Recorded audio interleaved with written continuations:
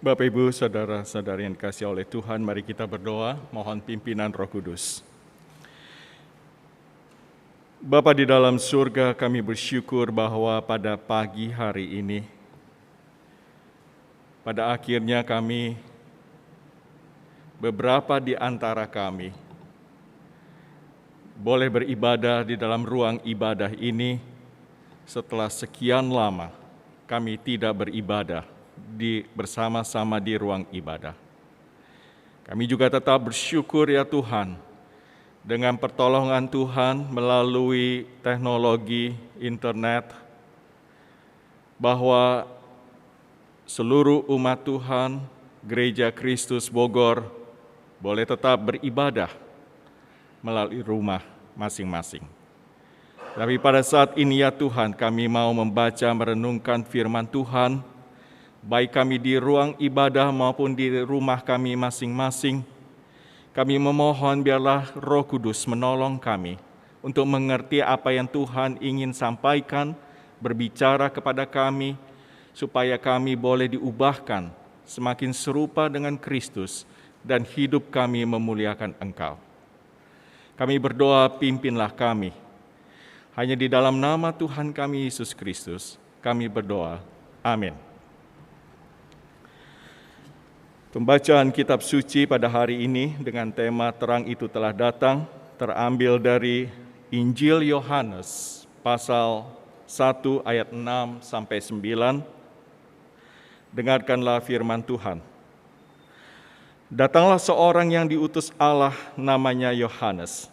Ia datang sebagai saksi untuk memberi kesaksian tentang terang itu, supaya oleh dia semua orang menjadi percaya.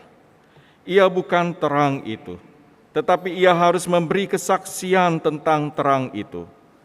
Terang yang sesungguhnya, yang menerangi setiap orang, sedang datang ke dalam dunia.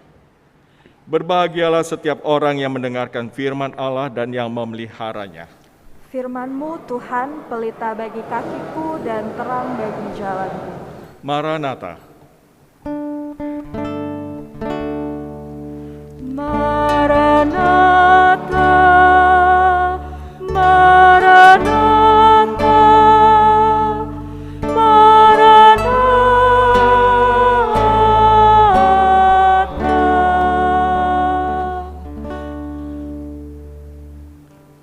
Shalom Bapak Ibu.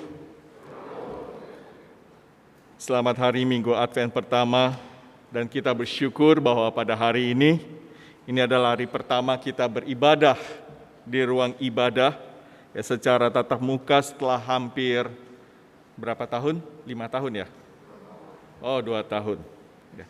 Berarti selalu menanti-nantikan kapan ya, sampai diingat, oh 2 tahun. Ya. Coba bayangkan kalau 5 tahun. Bisa bertahan tidak? Tetap punya pengharapan, ya pandemi akan berakhir dan kita bisa beribadah tempat ini. Walaupun pandemi belum berakhir, tetapi kita bersyukur bahwa kerja keras pemerintah maupun kerjasama dari seluruh rakyat Indonesia cukup banyak. Bahkan pemerintah berencana target vaksin pertama di akhir tahun ini bisa 70%. Setiap orang punya pengharapan di dalam setiap kesulitan. Nah, pengharapan yang seperti apa ketika kita berada di dalam ruangan gelap? Jawabannya hanya satu, Bapak Ibu. Kita mengharapkan ruangan itu menjadi terang. Pasti seperti itu. Dan jawaban itu mudah, karena lawan gelap adalah terang. Kita tidak menginginkan terang dan tidak ada satupun di antara kita, saya rasa, ya saya kira bahwa tidak ada satupun di antara kita yang suka berada di dalam ruang gelap. Tadi pagi ketika saya bangun, saya kaget kok gelap sekali di kamar saya. Oh rupanya mati listrik. Ya. Intip ke jendela, lihat tetangga mati juga. Berarti bukan hanya saya aja yang mati lampu ya. Ternyata sampai kayaknya Bantar Kemang juga mati listrik juga. Setiap kita ketika mengalami kesulitan, menghadapi persoalan, kita selalu punya pengharapan. Dan kita yakin bahwa pengharapan kita tentang pandemi itu akan dijawab oleh Tuhan. Nah, Bapak Ibu, kita kembali kepada teks Alkitab kita, pada firman Tuhan. Karena difokuskan hanya kepada ayat 9. Nah, ketika seorang Kristen Yahudi yang menerima pertama kali Injil Yohanes ini membaca kalimat awal di ayat 1 pasal 1, dia membaca pada mulanya. Kemungkinan besar mereka akan dibawa ke dalam ingatan pada kitab Kejadian pasal 1 ayat 1. Ada yang ingat? Hafal? Pada mulanya Allah menciptakan langit dan bumi. Ketika mereka mendengar pada mulanya atau bahasa Yunaninya enarche, mereka kemudian teringat kepada sebuah peristiwa penciptaan pertama kali yang Tuhan Allah lakukan. Melalui kisah penciptaan itu Allah menghadirkan manusia sebagai wakil Allah di bumi. Nah, sebelum penciptaan, bumi digambarkan bahwa bumi itu belum berbentuk dan kosong. Yang berarti bahwa bumi dalam keadaan kacau dan berantakan. Juga disebutkan bahwa gelap gulita menutupi samudra raya, yang menggambarkan kekuatan dan kekuasaan yang menakutkan dari kegelapan dan air samudra. Nah, ketika Allah menciptakan dan kemudian menata ciptaannya, Allah berfirman, berfirmanlah Allah, jadilah terang, lalu terang itu jadi. Kita ingat bahwa itu adalah hari pertama, kemudian dilanjutkan hari kedua, 3, 4, 5, 6, hari ketujuh, Allah beristirahat. Nah, ketika Bapak Ibu Yohanes memulai dengan kalimat pada mulanya adalah firman, firman itu bersama-sama dengan Allah dan firman itu adalah Allah. Yang kemudian dilanjutkan pada ayat 5, terang itu bercahaya di dalam kegelapan dan kegelapan tidak menguasainya. Maka sangat jelas Yohanes sedang berbicara tentang suatu penciptaan baru.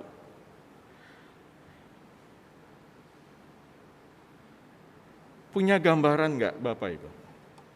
Kejadian pasal 1, Allah menciptakan langit dan bumi. Pada saat itu bumi berantakan, kegelapan menguasai, air samudra itu menggelora menakutkan. Roh Allah melayang dan berfirmanlah Allah, jadilah terang. Di dalam Kejadian pasal 1, dalam Yohanes pasal 1, Yohanes menggunakan kata-kata yang mirip, pada mulanya.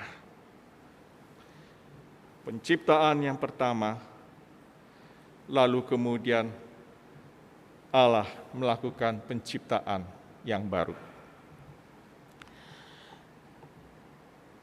Manusia sudah jatuh dalam dosa, maka kegelapan menguasai manusia sehingga manusia tidak mengenal Allah, melawan Allah, dan tidak mempunyai hubungan rohani yang intim dengan Allah. Apa yang saya sebutkan barusan itu adalah berbicara tentang beberapa tema di dalam Injil Yohanes. Yohanes membawa kita kepada sebuah pemahaman kita sebenarnya sebelum Kristus datang, kita berada di dalam dunia yang gelap karena dosa. Dunia yang kacau, dunia yang berantakan, dunia yang kemudian tidak mengenal Allah, dunia yang kemudian melawan Allah, dunia yang kemudian di mana manusia yang seharusnya wakil Allah itu saling membunuh, saling membenci, saling kemudian menusuk satu sama lain. Manusia juga merusak bumi, maka tidak aneh bumi merindukan langit dan bumi yang baru. Nah, dalam keadaan seperti itu Bapak Ibu, pengharapan apa yang sesungguhnya dinantikan oleh manusia yang dikuasai oleh dosa dan oleh kegelapan. Sama seperti ketika penciptaan dalam Kejadian 1 adalah berfirmanlah Allah, jadilah terang. Maka dalam penciptaan yang baru, bukan dikatakan Allah berfirman, tetapi firman itu sendiri yang adalah roh menjadi daging dan tinggal di antara kita. Bukan dikatakan jadilah terang lalu terang itu jadi, tetapi terang itu sesungguhnya yang datang ke dalam dunia. Ada sesuatu yang luar biasa, bukan saja kan waktu penciptaan berfirmanlah Allah jadilah terang, tetapi sekarang firman itu menjadi manusia. Dan firman itu adalah terang itu sendiri yang masuk ke dalam dunia. Terlalu indah, terlalu ajaib karya Tuhan. Bahwa Allah sedang mengerjakan sesuatu yang besar ketika Tuhan Yesus datang ke dalam dunia. Penciptaan yang pertama bukan berarti gagal, tetapi kemudian manusia merusaknya. Manusia yang seharusnya wakil Allah di muka bumi, tetapi kemudian manusia merusak segala pekerjaan Tuhan. Tetapi Injil Yohanes ingin menceritakan, mengisahkan sesuatu yang penting dengan kehadiran Tuhan Yesus. Dia adalah firman, dan dia adalah terang itu sendiri. Artinya Bapak Ibu, Allah peduli terhadap kehidupan manusia yang berdosa, rusak dan berantakan itu. Allah peduli terhadap kehidupan kita yang berada di dalam kekacauan. Bukan saja di dalam kekacauan dan kerusakan dunia fisik ini, tetapi juga di dalam kegelapan hati manusia, kegelapan rohani, dan juga kerusakan mental. Karena itu Allah datang. Dia menjadi daging, menjadi manusia, tinggal bersama kita. Sangat luar biasa ketika Yohanes menjelaskan kualitas tindakan Allah dan bagaimana cara Allah bertindak melalui anaknya. Dengan mengatakan karena Allah begitu mengasihi manusia di dunia ini, sehingga ia memberikan anaknya yang tunggal, supaya setiap orang yang percaya kepadanya tidak binasa, melainkan mendapat hidup sejati dan kekal. Yohanes 3 ayat 16 saya ambil dari Alkitab versi bahasa Indonesia masa kini. Itulah yang dikerjakan Kristus. Kristus adalah satu-satunya pengharapan bagi kita, bagi manusia dan dunia ini. Karena itu Bapak Ibu, mari kita bersyukur atas anugerah. Jikalau Bapak Ibu bisa datang ke tempat ini, jika Bapak Ibu boleh menjadi seorang yang percaya kepada Dia, itu karena anugerah. Dan kita patut mensyukurinya itu. Dan kita juga patut bersyukur bahwa kita tetap memiliki pengharapan di dalam kehidupan ini. Apa yang diharapkan oleh manusia ribuan tahun,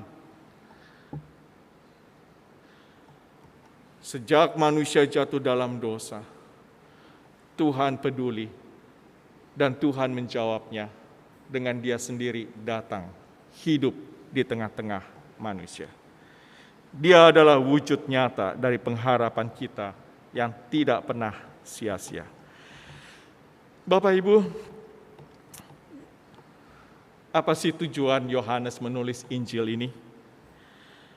Yohanes menulis Injil ini untuk memberi jaminan kepada orang-orang percaya yang teraniaya bahwa Yesus benar-benar adalah Kristus, Mesias yang dijanjikan, yang diurapi, dan Dia adalah Anak Allah.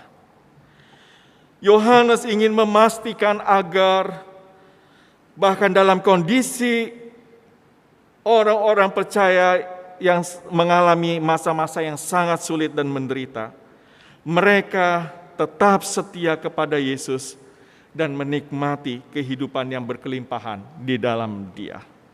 Jikalau Bapak Ibu membaca Injil Yohanes, sangat terasa, sangat terlihat betapa sulitnya menjadi orang Kristen. Bahwa mereka mengalami penderitaan di sana sini. Dan tampaknya realitanya Bapak Ibu, di dalam jemaat di mana Yohanes menuliskan Injilnya untuk dibaca di tengah-tengah jemaat, tampaknya orang-orang percaya itu semakin lama semakin kehilangan kasih yang semula. Tampaknya penderitaan dan kehidupan yang sulit dan semakin sulit dapat mengakibatkan orang percaya kehilangan kasih satu sama lain. Tidaklah aneh Bapak Ibu, jikalau di dalam Injil Yohanes kita menemukan Yohanes pasal 13 ayat 34 ketika Tuhan Yesus memberikan perintah baru untuk saling mengasihi. Ini persoalan yang serius Bapak Ibu. Yohanes menuliskan 1 Yohanes pasal 2 ayat 8 sampai 10. Saya bacakan, mohon diperhatikan Bapak Ibu. Namun perintah baru juga yang kutuliskan kepada kamu telah ternyata benar di dalam Dia dan di dalam kamu. Sebab kegelapan sedang lenyap dan terang yang benar telah bercahaya. Barang siapa berkata bahwa ia berada di dalam terang tetapi ia membenci saudaranya, ia berada di dalam kegelapan sampai sekarang. Barang siapa mengasihi saudaranya, ia tetap berada di dalam terang dan di dalam dia tidak ada penyesatan. Bapak Ibu, dalam terang pengertian 1 Yohanes pasal 2 tadi, kita menjadi mengerti bahwa ketika Yohanes menulis tentang terang dan gelap, Yohanes sedang berbicara tentang perintah baru yang diberikan oleh Tuhan Yesus kepada muridnya yang tadi saya sebut dalam Yohanes pasal 13 ayat 34. Aku memberikan perintah baru kepadamu supaya kamu saling mengasihi sama seperti aku telah mengasihi kamu, demikian pula kamu harus saling mengasihi. Bagi Yohanes, terang lawan gelap itu bukan sekedar kemudian dunia fisik atau dunia rohani, tetapi juga di dalam dunia kita di tengah-tengah jemaat. Apakah kita saling mengasihi atau tidak? Terang yang sesungguhnya yang menerangi setiap orang sedang datang ke dalam dunia, ayat 9 yang tadi kita baca, bukan saja ditujukan kepada manusia yang belum percaya kepada Yesus Kristus, tetapi ternyata juga kepada kita, orang-orang percaya, yang mungkin sudah meninggalkan atau sudah membatalkan kasih yang semula. Kita tidak tahu apakah kemudian gara-gara pandemi kemudian kita kehilangan kepedulian. Apakah ketika pandemi, ketika usaha hancur, ketika konflik banyak di rumah tangga, kemudian kita kehilangan kasih dan kepedulian satu sama lain. Tidak aneh kalau Yesus Kristus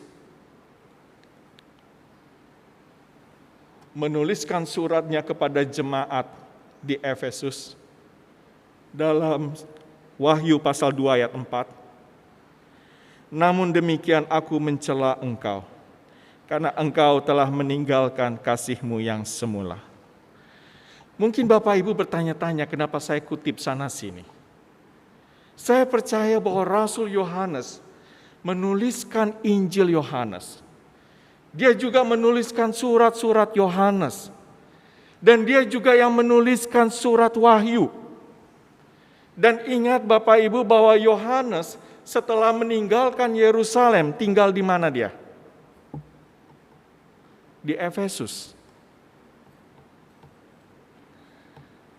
Efesus adalah orang jemaat yang luar biasa di dalam pemahaman pengenalan Alkitabnya. Bahkan Rasul Paulus memuji kasih mereka. Tetapi tampaknya karena penderitaan, kesulitan, kesusahan yang besar yang mereka hadapi, tidak cukup dengan Injil Yohanes ketika Yohanes menuliskan dan untuk dibacakan. Bahkan ada perintah baru yang dikatakan oleh Tuhan Yesus supaya saling mengasihi. Tetapi apa yang terjadi? Di dalam surat Wahyu pasal 2 ayat 4, Tuhan Yesus sendiri mencela jemaat Efesus.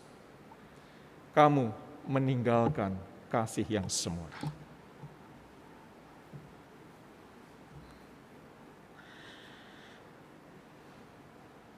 Yohanes sangat mengenal, sangat mengerti jemaat di Efesus. Jemaat yang luar biasa. Paulus mengajar 3 tahun. Dan mungkin jemaat itu betul-betul bertumbuh dan sangat-sangat mencintai Tuhan. Tetapi ternyata tetap kehilangan kasih yang semula. Di mana Kristus memerintahkan seharusnya sebagai perintah baru, new commandment, kamu harus saling mengasihi. Itulah Yohanes mengkaitkan perintah saling mengasihi itu dengan terang dan gelap.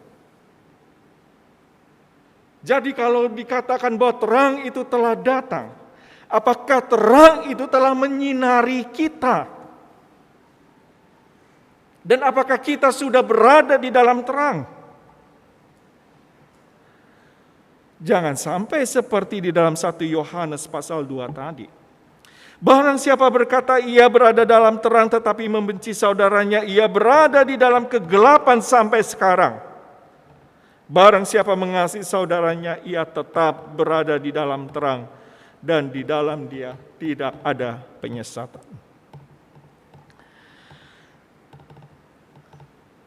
Mari Bapak Ibu, di masa pandemi ini kita semakin harus saling memperhatikan. Dimulai dari keluarga, ketika pertengkaran oleh karena kesulitan hidup, oleh karena tidak memiliki penghasilan. Seharusnya itu bukan menjadi alasan pertengkaran itu muncul di dalam rumah tangga. Tetapi itu menjadi sebuah dorongan untuk kita dekat pada Tuhan dan mempunyai pengharapan bahwa Tuhan akan menolong kita. Kita bersyukur bahwa gereja kita sudah berusaha untuk menunjukkan kepedulian kepada umat. Kalaupun ada kekurangan di sana sini, saya kira wajar. Kita pun juga sulit untuk bertemu satu sama lain. Sangat membutuhkan teknologi untuk komunikasi. Kita memang tidak merasa cukup dengan itu. Tetapi bahwa kita gereja berusaha untuk peduli terhadap umatnya dan berusaha memperbaiki untuk semakin baik.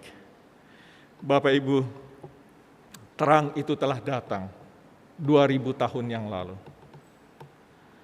Sekalipun Tuhan Yesus sudah naik ke surga, tapi kehadiran Kristus itu dinyatakan dengan kehadiran Roh Kudus di dalam diri kita. Biarlah terang itu menyinari kita, dengan kita saling mengasihi sebagai wujud nyata bahwa terang menyinari kita dan kita berada dalam terang. Amin.